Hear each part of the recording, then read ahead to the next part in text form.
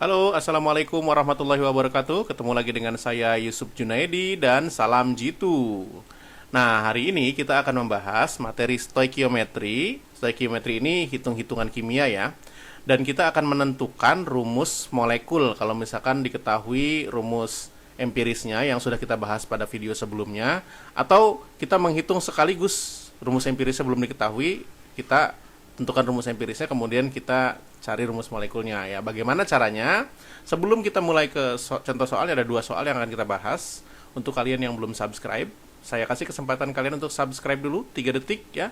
Karena subscribe itu gratis ya. 1, 2, 3 ya. Terima kasih yang sudah subscribe. Nah, kita akan mulai dengan soal yang pertama nih.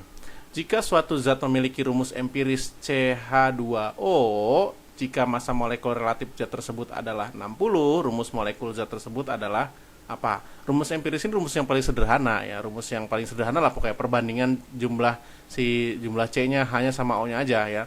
Ini juga sama nih, kalau misalkan ini yang mana yang ini nggak mungkin ya. Nanti coba kita lihat ya yang mungkin yang mana.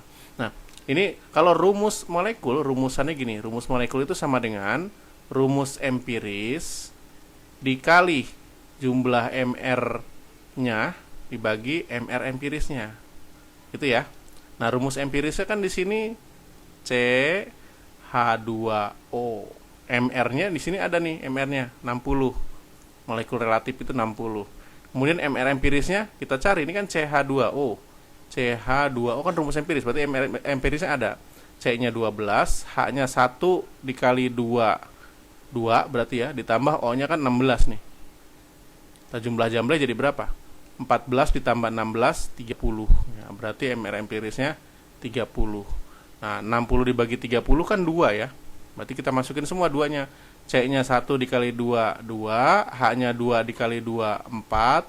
O-nya 1 dikali 2, 2. Nah, selesai nih. Dapat C2, H4, O2. Berarti jawabannya yang C. Nah, ini kalau misalkan diketahui rumus empirisnya mudah ya. Apalagi sudah ada MR-nya. Bagaimana kalau rumus empirisnya belum diketahui? Kita harus cari ya. Kalau carinya kan udah pernah belajar di video sebelumnya. Nah, kita lihat ya ke soal berikutnya. Ini udah gabungan ya. Suatu gas hidrokarbon tersusun dari 80% atom karbon, jadi 80% C, dan sisanya oksigen. Sisanya berarti berapa? Kalau ada 100% berarti 20% ya oksigennya ya. 20% oksigen berarti. Hidrogen. Baik. Berarti hidrogen ya, karena hidrokarbon kan ada hidrogen, ada karbon gitu ya. Nah, dalam 3 gram ini gas tersebut terdapat 6,02 kali 10 pangkat 22 molekul. Berarti jumlah partikel ini atau jumlah molekul sama aja. ARC ada 12, ARH sama dengan 1. Nah, yang diminta adalah rumus molekulnya. Hidrokarbon tersebut apa? Nah, di sini jawabannya CH semua. Berarti C-nya berapa, H-nya berapa gitu. Kita cari ya nanti ya, C-nya berapa, H-nya berapa. Langkahnya sama, tapi kita harus menentukan rumus empirisnya dulu. Menentukan rumus empiris cukup mudah. Gini, kita bikin. C-nya dia bilang 80%. Kita anggap aja 8 ya. Banding H-nya berapa? 20%, kita anggap aja 2. Nah, pada video sebelumnya kita udah pernah bahas nih. Kalau ini kita bagi aja sama AR-nya masing-masing. Jadi 8 dibagi ARC itu 12, berarti 8 dibagi 12 banding H-nya 2, ARH itu 1. Berarti bagi 1. Maka 18 dibagi 2 ini kita bagi 4 boleh ya. Jadi 2/3 ya kan? Banding yang ini biasa biarin ya, 2 aja berarti. Nah, ini berarti kita kali 3 nih. Semuanya kita kali 3. Berarti jadinya 2 banding 6 atau 1 banding 3. Berarti rumus empirisnya C-nya 1, H-nya 3. Nah, ini rumus empirisnya kita dapat nih. CH3 ini rumus empiris. Nah, kalau tadi langkahnya sampai sini nih, udah ada CH3-nya. Kalau yang soal sebelumnya kan ya, rumus empirisnya soal sebelum sudah ada nih, rumus empirisnya CH2O. Kalau soal yang ini kita harus cari sendiri rumus empirisnya. Nah, MR-nya juga di soal yang ini udah ada, MR-nya 60. Kalau di soal ini belum ada MR-nya. Ini kita harus menggunakan yang konsep mol. Konsep mol di sini mol. Mol itu sama dengan gram per mr. Di video saya sebelumnya ada ya. Kemudian ada jumlah partikel kan? Jumlah partikel sama dengan mol dikali bilangan Avogadro L. L itu sama dengan 6,02 kali 10 pangkat 23. Biasanya di soal diketahui, tapi ini enggak ya. Nah, oke ya. Nah, sini ada jumlah partikelnya ada. Berarti kita bisa cari molnya dong. Jumlah partikelnya ada. Molnya bisa kita cari. Jadi mol sama dengan jumlah partikel dibagi L. Gitu. Jumlah partikel di situ atau jumlah molekulnya 6,02 kali 10 pangkat 22. Sedangkan L itu bilangan Avogadro 6,02 kali 10 pangkat 23. Jadi ini 0,1 dapatnya. Ini kan habis 10 22 10 23 berarti jadi 10 pangkat min 1 atau 0,1. Gitu. Nah, kemudian kita pindahin ke sini nih, mol sama dengan gram per mr agar kita dapat mr-nya ya. Berarti mr sama dengan gram dibagi mol. Gramnya ada di situ, 3 gram. Nih, 3 gram ya. Molnya kita dapat dari sini 0,1. 0,1 jadinya 30 dong. Ya, sudah dapat seperti itu, berarti kita baru bisa masukin langkah yang ini nih, rumusan yang ini ya. Mr sama dengan rumus empiris kali mr per mr empiris. Ya, oke ya, kita lanjutkan.